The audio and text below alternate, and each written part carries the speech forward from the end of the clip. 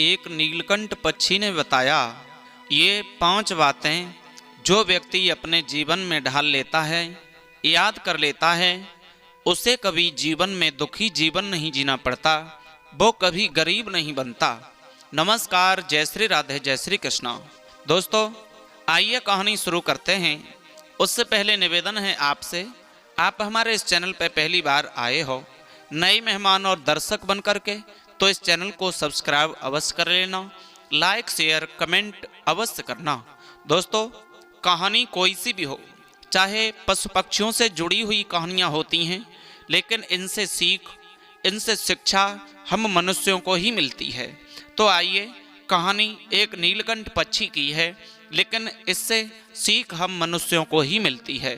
दोस्तों, एक किसी घने जंगल में एक वृक्ष के ऊपर एक नीलकंठ पक्षी जोड़ा रहा करता था, यानी नीलकंठ पक्षी और उसकी पत्नी।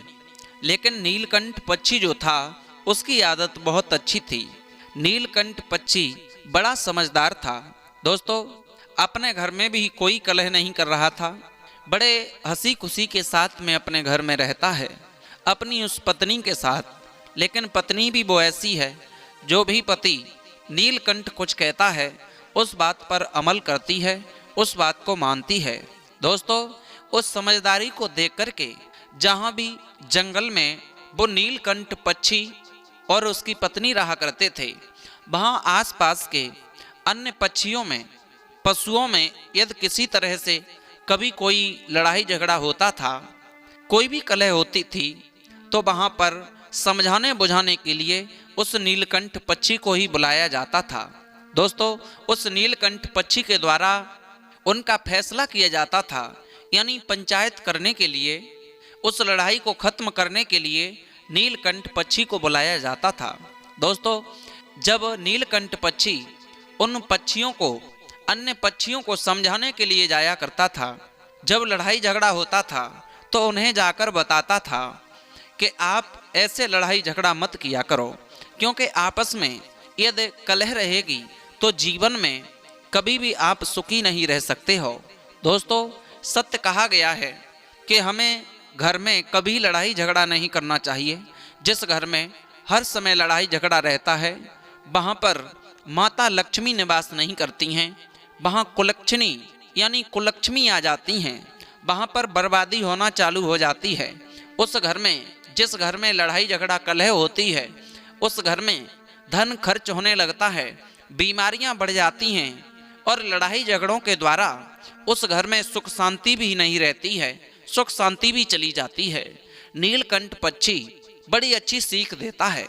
दोस्तों, क्या होता है, धीरे धीरे उस नीलकंठ पक्षी की सब लोगों के बीच में बड़ी अच्छी चर्चा होने लगी कि हमारे बीच में एक नीलकंठ पक्षी जोड़ा बड़ा अच्छा है, बड़ा समझदार है, हर किसी के घर की लड़ाई झगड़े को मिटा देता है। दोस्तों, क्या होता है, कुछ समय के बाद उसी नीलकंठ के घर में 4 पुत्रों ने जन्म लिया, यानी 4 बच्चों को जन्म दिया उस नीलकंठ की पत्नी ने। धीरे धीरे जब वो बच्चे कुछ बड़े हुए, समझदार हुए, दोस्तों, जब वो शादी के योग्य हुए, जब शादी के योग्य वो हुए, नीलकंठ पक्षी ने सोचा अब हम शादी करेंगे। तो अब तो इधर उधर से शादियां आने लगीं। दोस्तों, सत्य कहा गया है, जवान बेटी की शादी समय से ही कर देनी चाहिए। उसी तरह यदि घर में जवान लड़का है, तो जवान लड़का की भी शादी समय से ही कर देनी चाहिए, नहीं तो वो किसी गलत रास्ते पे चल सकता है, उससे माँ बाप की इज्जत धूल में मिल सकती है। दोस्तों, आज उस नीलकंठ पक्षी ने बड़े अच्छे से घरों से उन 4 अपने बच्चों की शादी की है। दोस्तों, पहले तो वो नीलकंठ की पत्नी अकेली रहती थी, अब तो उसके घर में जब 4 पुत्र वधू और आ गईं, तो अब तो और ज़्यादा सुखी हो गई। पैर भी दबाती हैं, समय समय पे जिस काम की ज़रूरत होती है, जिस चीज़ की ज़रूरत होती है, वही चीज़ ला कर के दे देती हैं। आज वो बड़ी खुश थी। दोस्तों, जो उसे भोजन बनाना पड़ता था, अब तो बारी बारी से वो 4 पुत्रों की बहुएं ही खाना बना लेती हैं। कुछ दिनों के बाद यह समय सिलसिला धीरे धीरे चलता रहा। एक दिन उसके मन में लोभ आ गया किसके? नीलकंठ की पत्नी के मन में कि मैं चलकर आज देखूं कहीं ऐसा तो नहीं मेरी बहू खाना बनाते वक्त कुछ राशन ज़्यादा तो खर्च नहीं कर देती, ज़्यादा रोटियां बना कर के तो नहीं रख देती जो मेरे पीठ पीछे वो रोटियां कुत्तों को खिलाती हों। कहीं ऐसा तो नहीं है कि सब्जी में तेल ज़्यादा डाल देती हों जिससे घर का तेल भी खत्म हो जाए। इस तरह से सोच रही थी। तो जब बहू खाना बना रही थी उसी वक्त वो पहुंच जाती है, यानी वो नीलकंठ की पत्नी उन बहुओं की सास खड़े होकर देखने लगी। और जब देखती रही तो जैसे ही सब्जी बनाई, उस सब्जी बनाते वक्त उस बहू ने नमक उस सब्जी में डाला। उस सब्जी में जब नमक डाला तो एकदम से फटकार लगाने लगी, कहने लगी, ये बहू तूने यह क्या कर दिया, इतना तूने नमक डाल दिया, इतना सब्जी में नमक थोड़ी डाला जाता है। उस पत्नी ने कहा, पुत्र वधू ने कहा, माँ, हे सासू माँ, यदि मुझसे ज़्यादा नमक पड़ भी गया तो अब मैं निकाल तो सकती नहीं हूँ, लेकिन कल से ऐसी भूल नहीं करूँगी। दोस्तों, उसी वक्त उस पत्नी में उसने बहुत ज़्यादा फटकार लगाई, तू तो अंधी हो रही है, कमा कर के लाती तो मालूम पड़ता, तुझे क्या पता मैं और मेरे पति कैसे इस घर को बना पाए हैं, कैसे कमा कमा कर के हम दोनों ने ये पैसे इकट्ठे किए हैं जिस पर तुम ऐश और आराम कर रही हो, तुम उला रही हो, फेंक रही हो, उलीच रही हो। इस तरह के शब्दों को बोला। पत्नी के दिमाग में कुछ खटास पैदा हो गई, उस पुत्र वधू के दिमाग में कुछ खटास हो गई अपनी सासू माँ के प्रति। दोस्तों, इसी तरह से उसका तो अब रोजाना का ही नियम बन गया, जो भी पत्नी, जो भी पुत्र वधू खाना बनाती है उसी वक्त पहुंच जाती है, उस भोजन में कोई ना कोई कमी जरूर निकाल देती है। दोस्तों, धीरे धीरे आज वो सास से वो चारों पुत्र वधू तंग आ गईं, दुखी हो गईं, और वो जाकर के अपने पति से कहती हैं, स्वामी, अब हम इस घर में नहीं रहना चाहती, क्योंकि तुम्हारी माँ यानी हमारी सासू माँ हमें बहुत तंग कर रही हैं और हम इस घर में रह कर के ऐसे दुखी जीवन जीना नहीं चाहती हैं। अब तो यहाँ से कहीं दूसरी जगह चलो। दोस्तों, नीलकंठ पक्षी ने ऐसी बात कहते हुए उन चारों बहुओं को देख लिया तो नीलकंठ पक्षी ने उन चारों बहुओं को समझाया, बेटी, तुम बहू जरूर हो लेकिन हमारी बेटी के समान हो। तुम क्या बात कह रही थी? यदि तुम्हारी सासू माँ ने तुमसे कुछ कह भी दिया है, कोई बात नहीं, अपना घर समझ करके तुम यहाँ पर रहो, तुम दुखी मत हो। जब तक हम हैं तब तक हम तुम्हें दुखी नहीं देखना चाहते हैं और हम उन्हें समझा बुझा देंगे। दोस्तों, इस तरह से जब समझाया उस नीलकंठ पक्षी ने, आज उस सासू को यानी अपनी पत्नी को समझाया, नीलकंठ ने जवाब दिया, बहुओं से ऐसे बातें नहीं करते हैं, उन्हें बहलाया जाता है, फुसलाया जाता है, तब उनसे कोई बात कही जाती है। इस तरह से घर में लड़ाई पैदा हो जाएगी, कलह पैदा हो जाएगी, जहां हम लोगों के बीच में जा जा करके पंचायत करते हैं, अन्य लोगों को उपदेश देते हैं, ज्ञान देते हैं, लेकिन वहाँ लोग फिर हमारी हंसी और मजाक बनाएंगे। ये बात अच्छी नहीं है। दोस्तों, कुछ देर के लिए तो समझ गई, कुछ दिनों तक तो वो ठीक चलती रही, लेकिन फिर उसी बात को कहने लगी, नाना भांति से उन पुत्र वधुओं को वो तंग करने लगी।